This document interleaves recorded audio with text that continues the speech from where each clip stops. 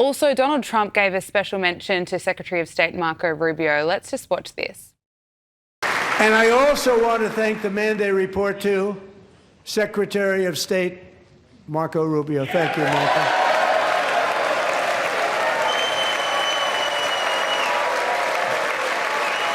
People don't like you.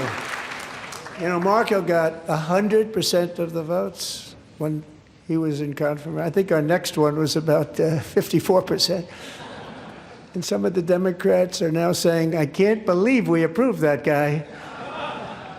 And he said it's an honor that they feel that way, right, Marco? You have done a great job, great Secretary of State. I think he'll go down as the best ever. I mean, the entertainment value that Donald Trump brings, it's extraordinary. People like you, Marco Rubio. But look, Marco Rubio is certainly emerging as the real star of the administration. Would you agree with that? Yeah, he looks presidential. Let me say something about those other guests. And I'm not talking about Charlie Kirk's wife, who could fill a stadium by herself. It's the mother of the woman who was murdered. He also had another mother whose child was murdered by an illegal alien. Mm-hmm. Donald Trump has an ability to do something that I haven't seen in my lifetime. And that is, he makes people feel like they're being seen. Yeah. Little people. And, you know, the idea that Americans can actually see these people and identify with their problems, and they all can, you know, who hasn't been on an elevator or elevated train or subway or bus late at night wondering if they're going to make it to the hotel. But, you know, he makes people believe they're being seen. And that's a great skill. Joe Biden couldn't do that. You know, he just... And you know, George W. Bush couldn't do that, and other people, et cetera. But look, you know, I think he does a great job of that. He's a great communicator in that sense.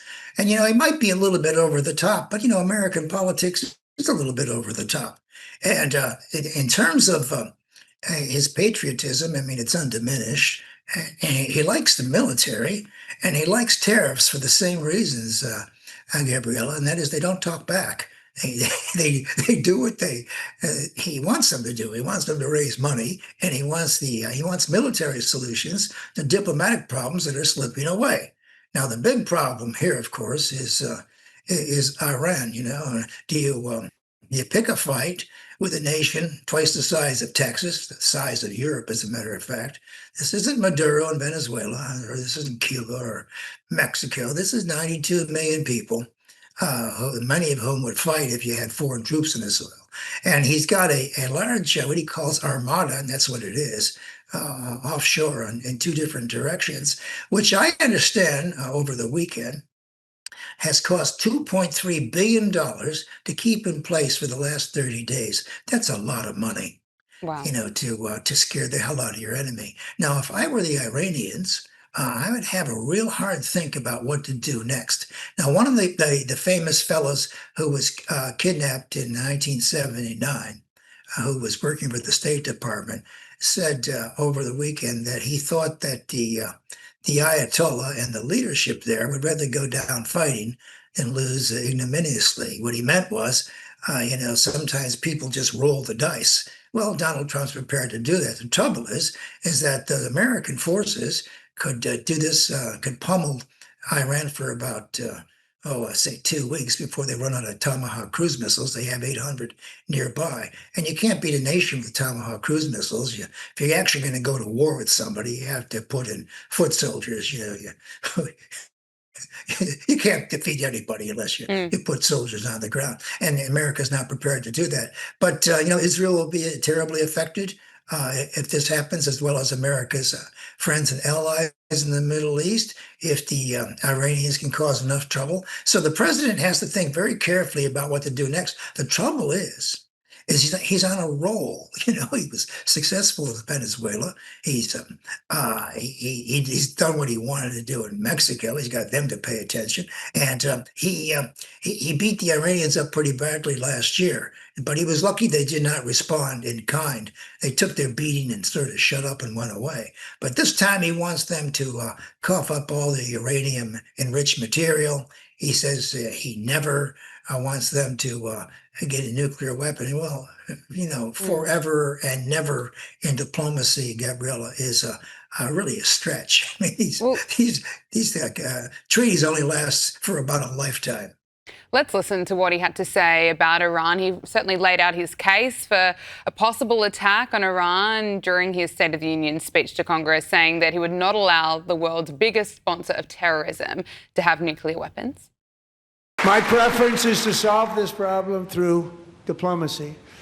But one thing is certain, I will never allow the world's #1 sponsor of terror, which they are by far, to have a nuclear weapon. Can't let that happen. Also in news today, the Australian government is urging the families of diplomats to leave Israel and Lebanon amid rising fears of military conflict between the US and Iran. So that certainly gives potentially an indication that a strike could be soon. But I want to get your thoughts on this decision and how it's being kind of thought out within the Trump administration, because this prospect of an attack on Iran is generating concern and division at the top levels of the Trump administration, reportedly, about the best way forward, because sensitive discussions about the risks of military action is being leaked to the American media. There are reports that Vice President JD Vance has concerns about a military operation and it potentially going wrong. Is that causing Donald Trump a headache? Not really. I mean, Trump's trying to put a positive spin on this.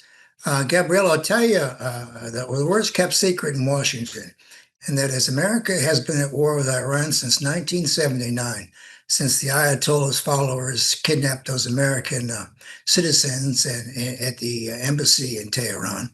Then we had, I think, a failed rescue attempt. We should have gone to war with them, crushed them.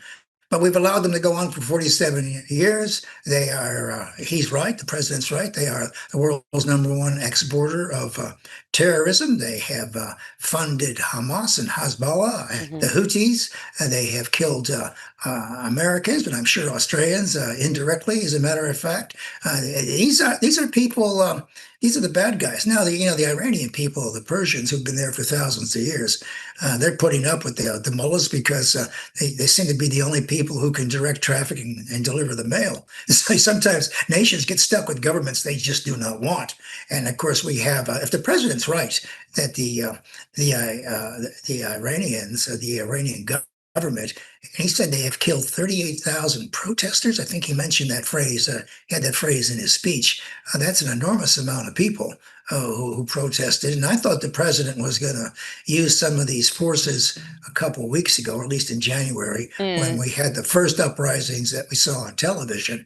Right now, it's going to be a little harder because the mullahs have cleaned up the streets. And of course, you got the Revolutionary Guard who cut on the mullahs for their paychecks. So you don't know which way that's going to go. But look, I think if he goes in, he's going to hit them very hard. He's not going to try to decapitate them. What he's going to try to do is break the place up. I mean, if you can't get the leadership, you break the place up, because there's always a new leader to take over in a place like that. But the thing is that the president realizes that if he's able to deliver a victory here, it might help everybody in mid-November. Now, keep in mind, you can win a war and lose the election. Don't ask me, ask Winston Churchill. He got turfed out before the Second World War was over, but after he'd won the war in Europe. George H.W. Bush got turfed out after he won the first Gulf War. Sometimes nations, they just don't put that much stock in foreign victories because they're worried about those other things we talked about: inflation, cost of living, and affordability. But the president, if he gets in, he's going to get in all the way. Now, this idea that you can get in and not expect to be hit back, I think is sort of a fantasy. That's what the Secretary of Defense or Secretary of War is worried about, is what happens when they hit back. And I'm sure the Israelis are very worried about this. I'm sure the so-called, is it Iron Dome, is that what they call it?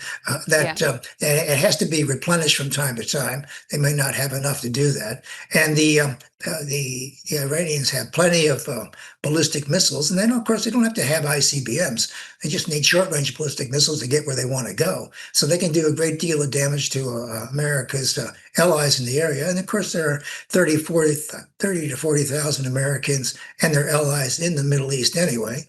So they might want to hit pipelines in Saudi Arabia.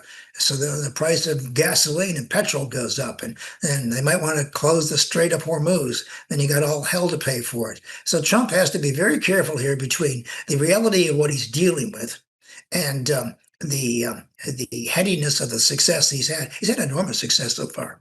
He certainly has. And he's got that military on side.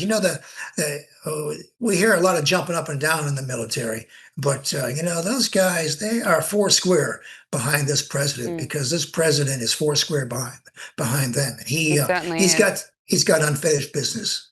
Joe Siracusa, political analyst, thank you so much for joining us. Really appreciate all your insights and analysis. Thank you. Thank you.